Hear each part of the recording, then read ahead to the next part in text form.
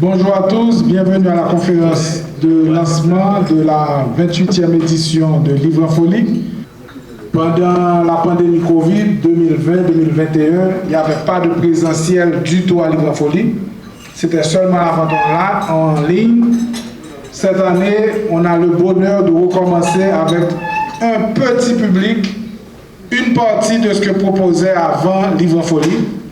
Livre en Folie cette année a changé de local à nouveau. Cette fois, Livre en Folie va se dérouler le 16 juin au Caribé, là où nous sommes ce matin. Livre en Folie aura la chance d'avoir 135 nouveaux ouvrages haïtiens qui seront présentés pour la première fois à l'occasion de cette édition. Il y aura 108 auteurs en signature. Alors pourquoi 108 auteurs en signature et 135 ouvrages? C'est parce que certains auteurs, comme Pierre-Raymond Dumas ou Louis-Philippe d'Alembert, qui sont les invités d'honneur, ont plusieurs titres et qu'ils vont signer pour vous le 16 juin. Livre en Folie cette année aussi, c'est une place spéciale pour les enfants. Dans le billet d'entrée, déjà, on donne 5 exemplaires du petit nouvelliste. Et j'ai à côté de moi Nadine Louis de la Fondation Toya, qui depuis plusieurs années fait de l'animation pour les enfants à Livre en Folie et qui va recommencer cette année parce que Livre en Folie aura un public. Ce matin, la vente en ligne a commencé. 1200 ouvrages sont disponibles sur le site www.livrenfolie.com. C'est déjà Livre en Folie qui commence. Ça va se poursuivre jusqu'au 19 juin. Je vais tout de suite passer la parole à Emily Prophète, justement, la ministre de la Culture, qui nous accompagne cette année à un autre titre. Jusqu'à présent, Emily Prophète était Livre en Folie, Livre en Folie, Livre en Folie comme écrivain et comme membre du comité organisateur du Nouvelliste. Mais cette année, c'est la ministre qu'on reçoit. Madame la ministre. Privilégié, je le suis et je le reconnais, c'est pour cela que j'aime dire que je suis prophète dans mon pays.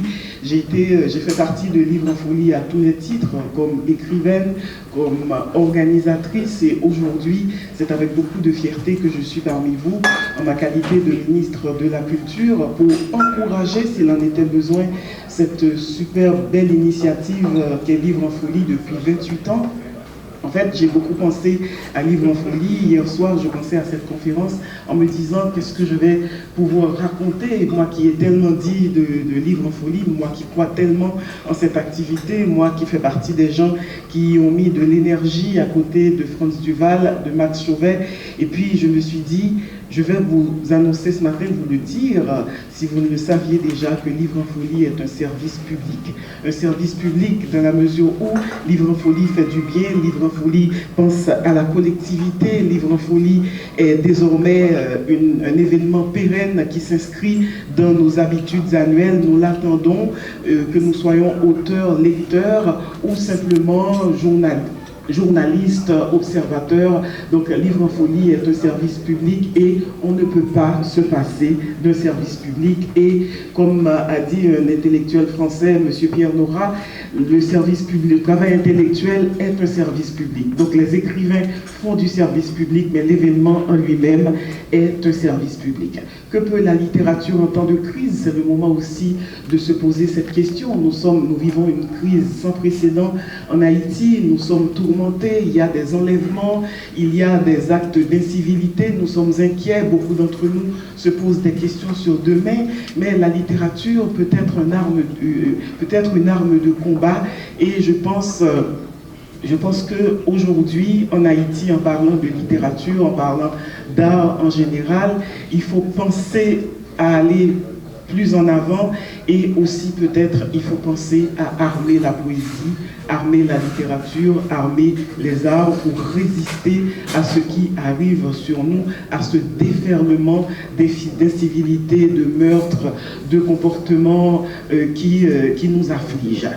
Donc voilà ce que j'avais à vous dire, mais je ne vous laisserai pas sans saluer deux grandes personnalités qui ont été quasiment de toutes les éditions de Livre en Folie. Il s'agit de Dieudonné Fardin, éditeur, journaliste, professeur de son état, qui nous a quittés en juillet de l'année dernière. Nous pensons à Dieudonné Fardin, mais aussi à un autre monsieur qui certainement aurait été avec nous dans la salle ce matin, monsieur Ronny Gillot. Ils méritent qu'on pense à eux et ils méritent que leurs œuvres restent restent à Livre-en-Folie, mais aussi leur âme et une présence aussi ténue soit-elle qui nous rassure et qui nous dit que cet événement qu'est Livre-en-Folie est appelé à vivre, est appelé à demeurer dans le temps, à demeurer dans nos différentes années, puisque le jour de la fête Dieu, depuis 28 ans déjà, veut dire d'abord pour nous, Livre-en-Folie, participer à Livre-en-Folie. Je suis là avec vous et je suis vraiment très très content, heureux d'être là. Je remercie Emily Prophète, j'ai du mal à dire Madame la Ministre parce que c'est quelqu'un que je connais depuis très longtemps. Et je remercie aussi Franck Duval et toute l'organisation de Livre-en-Folie de m'avoir invité parce que pour moi c'est important d'être là parce qu'il s'agit d'Haïti. C'est-à-dire que j'ai beau vivre dans d'autres pays, pas seulement en France, beaucoup en Italie ou enseigner dans d'autres pays, mais Haïti m'accompagne tous les jours, c'est plus fort que moi. C'est-à-dire que même si vous avez jeté, il m'a capable. C'est pas forcément, donc Haïti est toujours là. C'est ce qui explique que moi écrit en français, moi écrit en créole, et dans tout livre moi écrit, même l'histoire pas passée en Haïti, mais toujours un petit morceau Haïti dans le livre là. Par exemple, dans le dernier roman que j'ai écrit, Milwaukee Blues, et l'histoire se déroule aux États-Unis, mais en même temps, c'était plus fort que moi. Il a fallu qu'il y ait un personnage haïtien en la personne de Marie-Hélène, une jeune haïtienne qui est arrivée à Chicago, et puis qui devient un des personnages principaux du roman. Donc voilà, je ne sais pas, je n'ai pas de mots assez pour dire ma fierté et mon bonheur d'être ici avec vous et de pouvoir participer enfin comme invité d'honneur parce que je suis déjà venu plusieurs fois à Livre-en-Folie quand même. Je me rappelle, la question a été posée justement dans l'interview du Nouvelliste, quelle était la première fois. Bon, je ne vais pas songer, je commençais vraiment, mais songer que venu en 2012 avec Edwidge Identicat, qui est une écrivaine haïtienne qui vit aux États-Unis, comme vous savez, qui a fait toutes les livres pratiquement sur Haïti, tous les mêmes, même s'il écrit en anglais. Donc, il me songeait, nous débattions très très longuement, et puis après, il est venu l'autre fois encore. Donc, Livre-en-Folie, pour moi-même, c'est vraiment, vraiment une activité spéciale, et vraiment très fier et content là en pile. Donc, pas grand micro à net, mais maintenant, j'ai quand même salué Pierre-Raymond Dumas, que c'est tout à l'heure, nous avons parlé de ça. Et nous connaissons depuis très très longtemps, et depuis nous étions jeunes garçons. Oui, nous sommes grands, mais depuis nous étions jeunes garçons, nous connaissons déjà Port-au-Prince, et puis après Pierre-Raymond, qui est venu étudier en France, à Paris, journaliste, que nous avons rencontré à l'époque. Donc c'est vraiment une amitié qui datait de très très longtemps, et très content vraiment que nous nous retrouvions ensemble et que c'est avec Pierre-Raymond partagé et invitation d'honneur là. Merci beaucoup.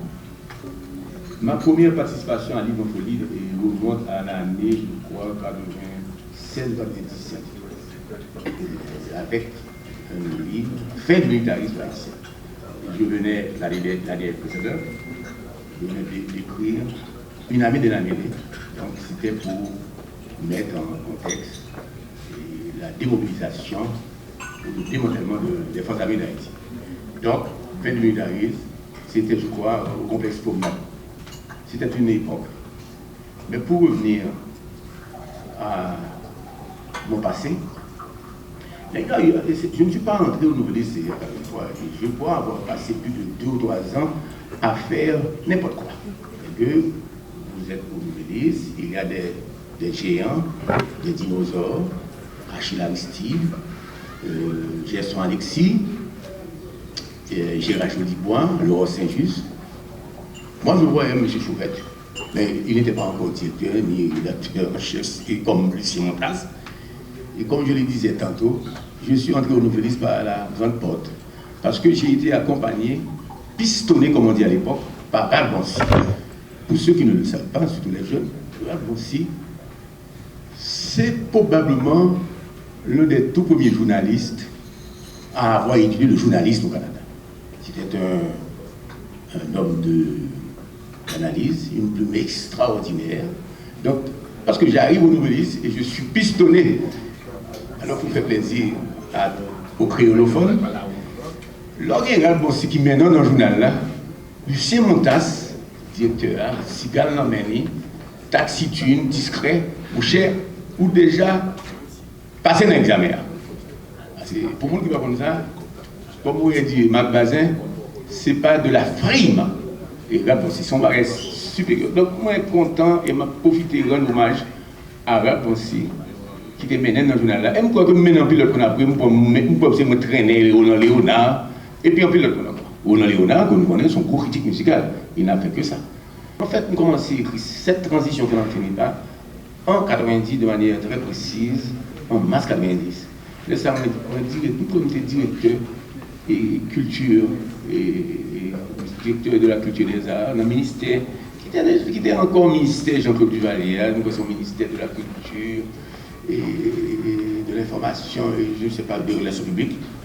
Et puis là, aussi, même du ministre de la culture, du ministre de l'information et de la culture de l'État. Donc, et puis, automatique, mais c'est après un débat avec Anthony Virginie Saint-Pierre sur politique, parce que Anthony était ministre de l'Information et de la Culture de Prosper Avril, nous connaissons suite là, donc des pour monsieur. Et mon cher, nous avons discuté, et puis nous entendons, ou bien nous finissons par conclure que transition, son bagage a mangé monde dans le pays. Nous sommes en 90, pour ceux qui ne le savent pas, qui pas de prophète. Parce qu'on parle de génération 2000, nous sommes en mars 90.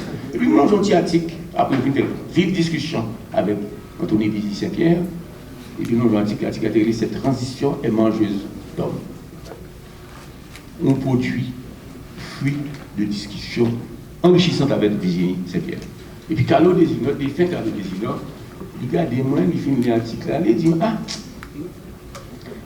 il dit mais pourquoi ils ne sont pas à fond rubrique? Il dit ah, docteur, marrant. Puis il dit, mais au fond, nous devons les lire. Et alors, là, maintenant, sur là, ou 7 là. On ne peut même pas rappeler si monsieur dit 7, si monsieur dit là. Mais, Carlo a son personnage extraordinaire.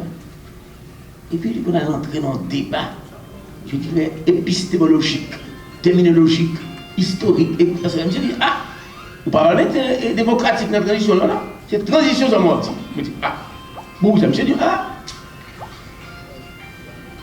Dumas, où est dans ça là, je ne vais pas côté de moi. Là, on est très content, là, très fier. Et étrangement, moi là, avec un monde que moi connais et l'aime des jeunes. Et je ne vais pas dire ça, je ne vais pas détail. Mais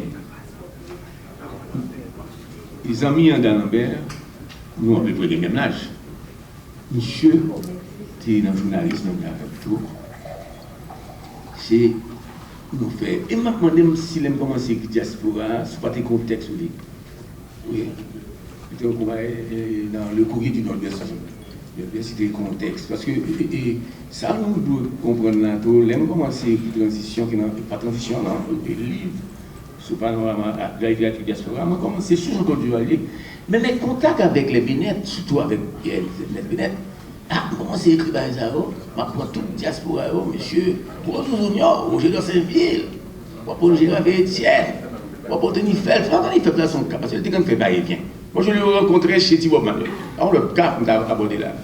Le premier livre écrit, c'est un livre, c'est sous nouvelles. C'est une conjonction dans la revue franco-haïtienne, écrit en 89. Son gros livre, une anthologie de la nouvelle haïtienne. Il m'écrit le premier volume en 89. Et ça était tout en bien. Alors, pour moi qui va le pays d'Haïti, à l'époque, ça, l'Institut français d'Haïti était une source, vraiment une source connaissante de savoir.